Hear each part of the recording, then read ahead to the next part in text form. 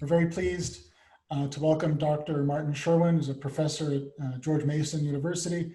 He was a winner of the Pulitzer Prize for his book on Robert Oppenheimer, American Promethus, which is somewhere in the bookcase behind me here. He also wrote a terrific book, A World Destroyed, Hiroshima and Its Legacies.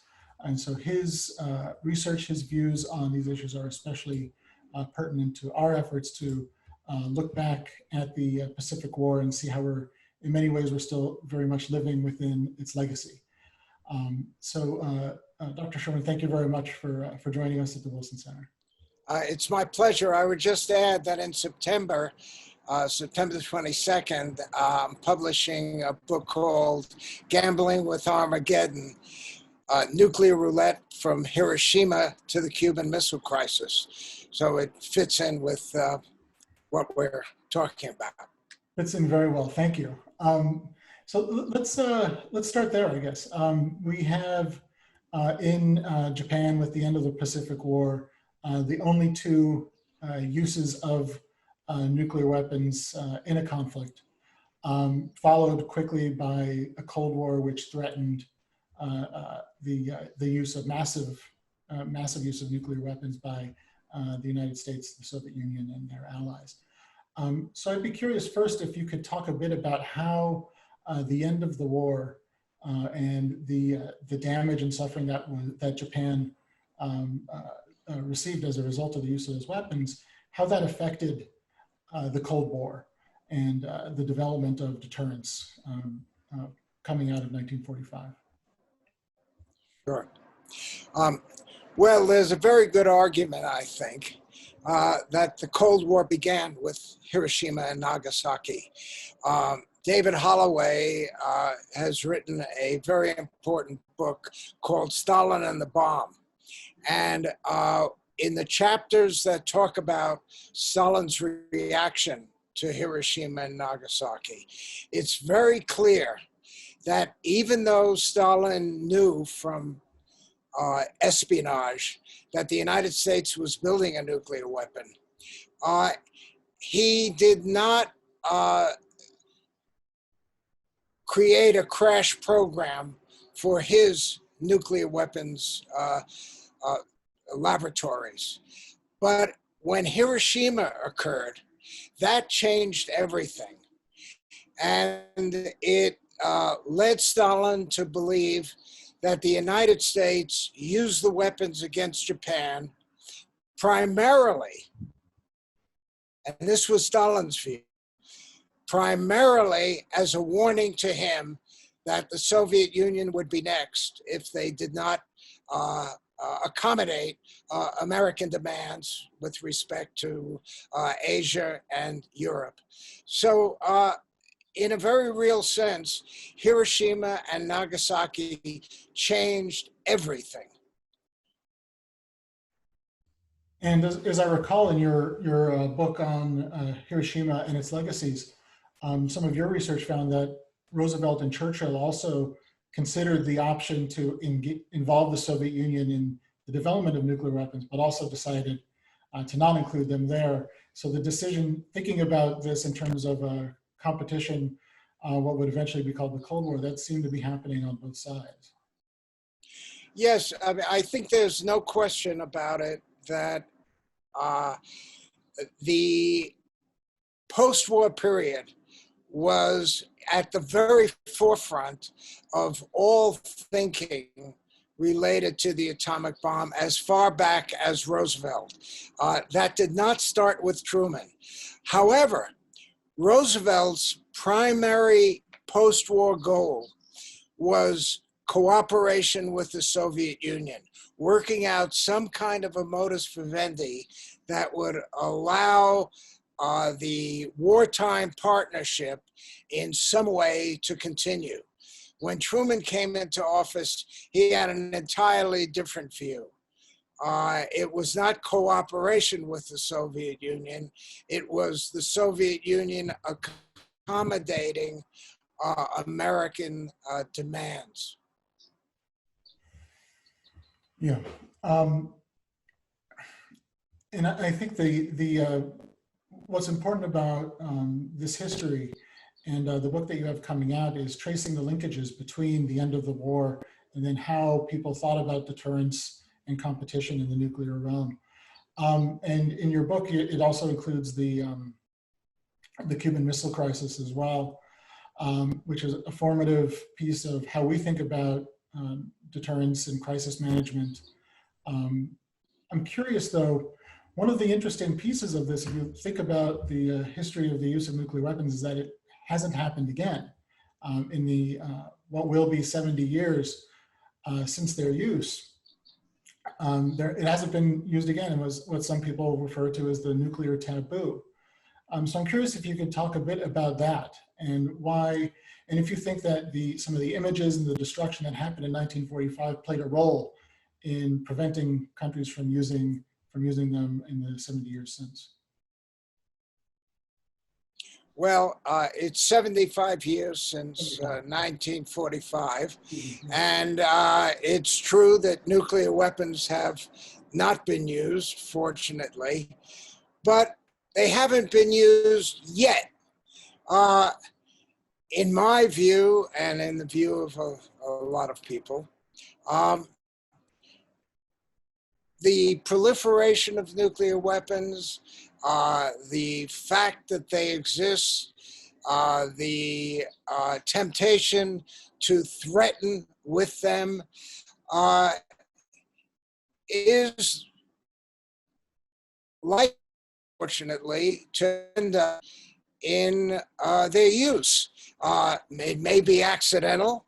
It could be purposeful.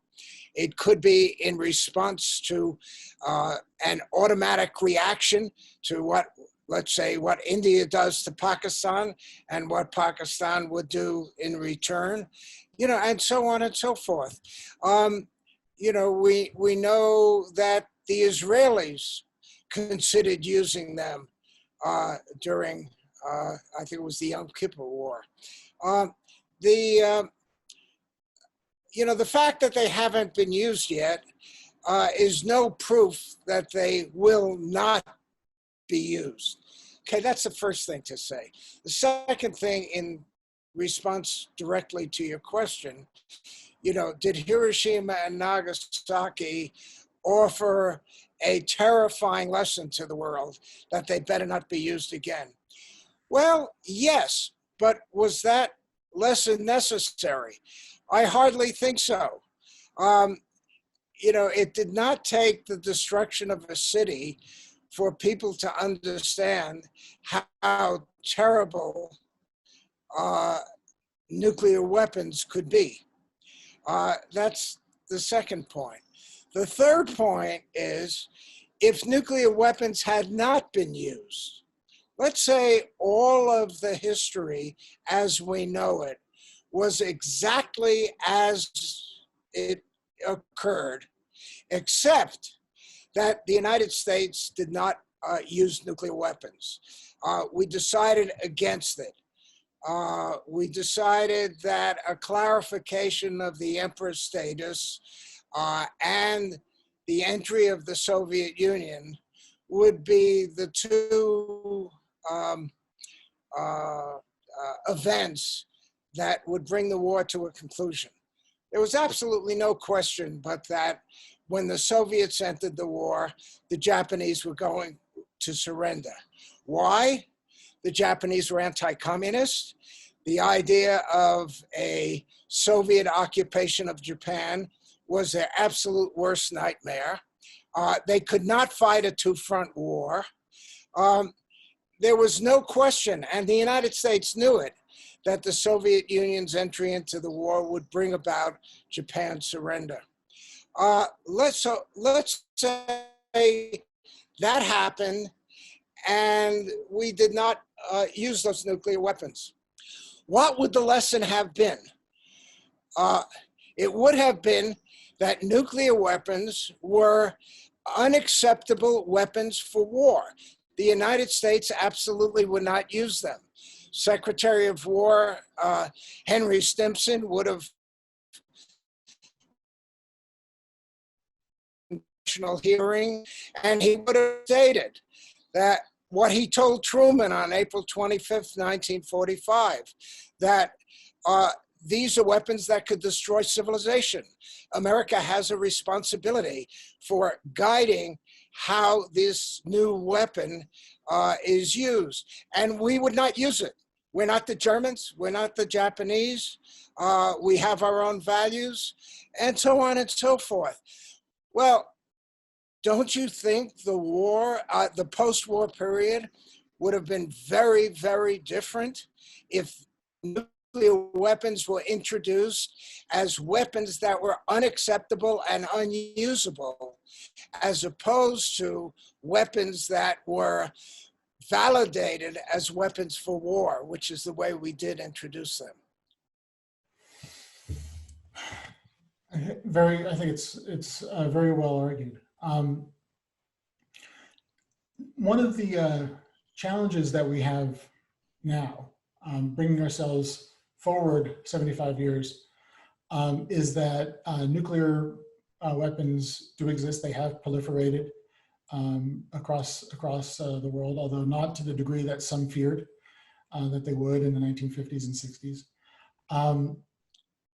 And now you have some people calling for global zero, an end to the nuclear weapons and complete nuclear disarmament.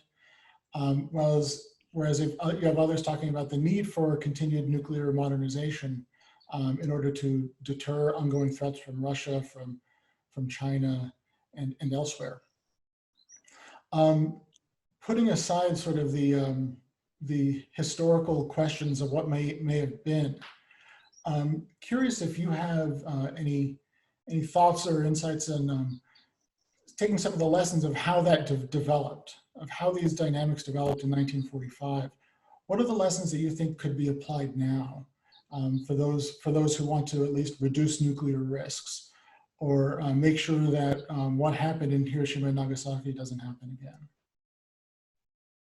Well, you know, the use of nuclear weapons in Hiroshima and Nagasaki was a unique situation. We were the only ones who had nuclear weapons, and there was no chance of retaliation. Beginning in 1949, 4 years after Hiroshima and Nagasaki, the Soviet Union began the process of accumulating nuclear weapons. They exploded their first one on August 29th, I think it was, 1949. So the world has been different, and the fact that if I use nuclear weapons against you, you're going to use nuclear weapons against me, so-called deterrence, you know, has been the dominant framework for international relations. But that does not mean that an accident cannot happen, or that a Cuban Missile Crisis type of situation where each side is trying to achieve its goal without precipitating a nuclear war, and yet neither side is in control of every aspect of its policies towards the other. So during the Cuban Missile Crisis, as I hope I show clearly in this new book, Gambling with Armageddon, luck played an excruciatingly critical role. And I say excruciatingly critical because it's horrifying to think that neither Khrushchev nor Kennedy wanted a war, but there was no way that they could control everything. What they could do is put forth their policies. But there were Soviet submarines in the Caribbean, one of which believed it was being attacked by the anti-submarine warfare U.S. forces. And the captain, Savitsky, he had a nuclear weapon loaded and ready to fire at a nuclear torpedo, ready to fire at US warships. That was stopped at the very last minute by a very lucky series of coincidences, which I won't go into. But, you know, just think about that.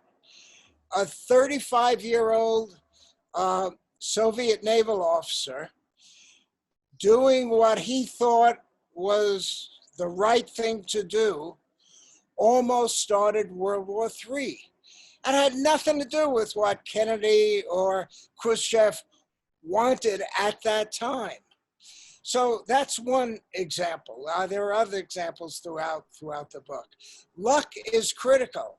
Do we really want to base the survival of the human species on a series of lucky events that cut off the possibility of a nuclear war? I don't think so. It's, you know, the role of luck or fate, as they used to call it before, is always disturbing, a disturbing factor in these things. The last question I wanted to ask you about is the position of U.S. allies in these dynamics. That when we talk about the Cold War today, we often talk about it in terms of the United States and the Soviet Union, and everyone else is, for a lot of people, sort of fades in the background. But clearly, our allies have a significant role to play in these dynamics as well. As an Asia specialist, I think a lot about Japan and the role that they have in terms of U.S. competition with China. Somewhat similar to Germany during the Cold War, West Germany during the Cold War, and their position vis-a-vis the United States and the Soviet Union. But Japan is a bit of a different case in that there's a very strong anti-nuclear movement, understandably, people who are very opposed to nuclear weapons on principle. But on the other hand, Japan's strategists and leaders recognize that their security is in part based on American deterrence, which includes American nuclear weapons. And I think that highlights some of the discomfort that some of these allies and partners feel. I'm wondering if you could speak a bit about the perspective of our allies. I have a book coming out also in August about our allies in Asia, so this is forefront on my mind. I'm curious if you could speak a bit about how our allies have viewed these issues, starting in the related to the Pacific War, and then going through in the Cold War, talking about your book, sort of how they saw these dynamics. Well, with Hiroshima and Nagasaki, it became very clear to the Soviet Union that the United States was prepared, if necessary, to use nuclear weapons against the Soviet Union. The evolution of the arms race from 1949 through the 1950s set in place a system which we refer to as the deterrence, or the nuclear umbrella, you know, for Europe and for Asia. When Eisenhower came into office, there were about 1,200 nuclear weapons in the American arsenal. When Eisenhower left office, there were over 22,000 nuclear weapons in the arsenal. And with respect to Asia specifically, Eisenhower illegally deployed nuclear weapons to South Korea in the late 1950s, when he decided it was too expensive to keep troops there. So nuclear weapons became the foundation of American security.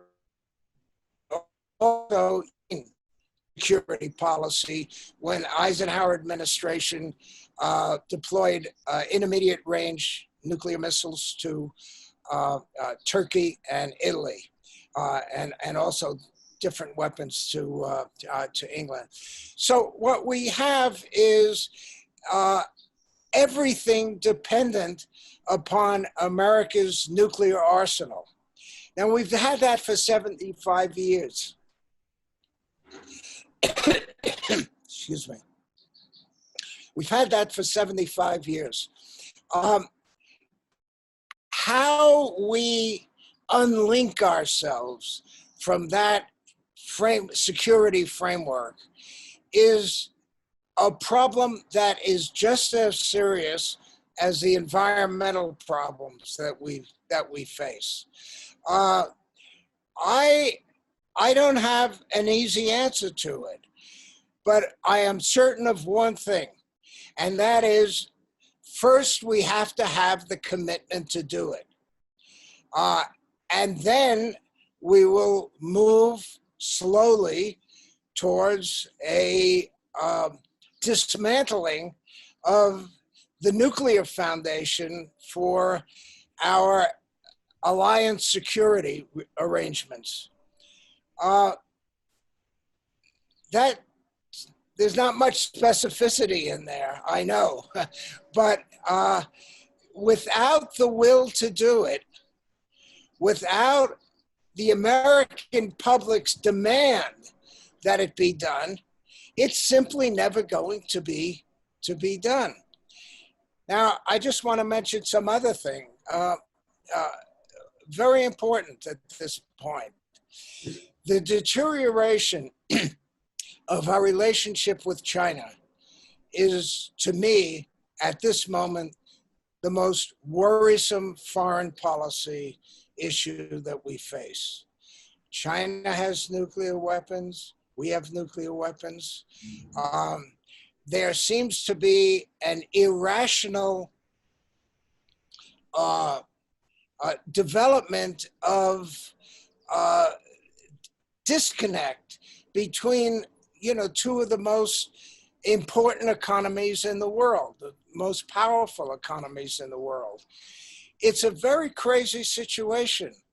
The United States cannot control Asia for the foreseeable future.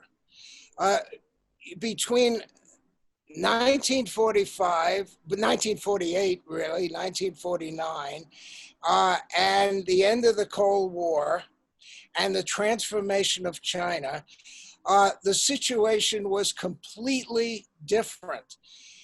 China was an isolated, backward country that threatened Taiwan, that threatened Japan, etc. Today, China is, like the United States, a major world influential power. What we should be doing in this country is trying to figure out a modus vivendi with the Chinese. How are we going to work out our relationship? Not, saying we have to plan for war with China, as so many strategic thinkers propose. What we have to do is be absolutely certain that we can work cooperatively in some way with this other huge global power. We did it with the Soviets during the Cold War. Even when they existentially threatened us, there was always communication with them. We always had our diplomats there talking to their diplomats. The situation in China is getting very, very serious, and we have to alter, in my view, our approach to that part of Asia. Well, I worked in the Pentagon during the last 2 years of the Obama administration, on East Asian issues, including China. So I completely agree about the need for engagement with them. I'm glad that you brought up China. Usually I'm the one who's bringing up China in these sorts of discussions. In fact, I've been trying to get the Chinese to talk with the United States directly about nuclear issues for about 15 years, a little under 15 years now. And they're just starting to actually be interested in it. So hopefully we'll be making progress there as well.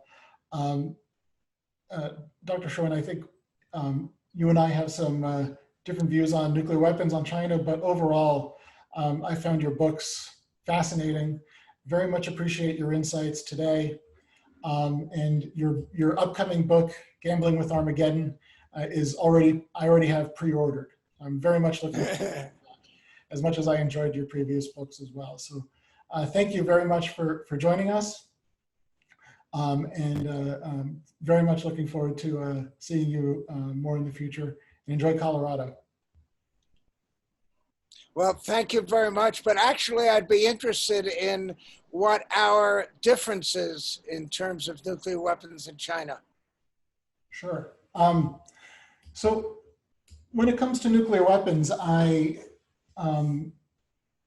my sense of nuclear weapons, I think that it's sort of a bell that's been unrung, that's been rung, and that I would like, ideally, to do away with them, but there is little basis for disarmament. In the way I've often described about it is that I'm very much in favor of disarmament, but I'd much rather that the other guy gets rid of his nuclear weapons first. But I do think there's tremendous amount of need for arms control, for negotiations, that we can bring the numbers down, we can reduce the risk greatly.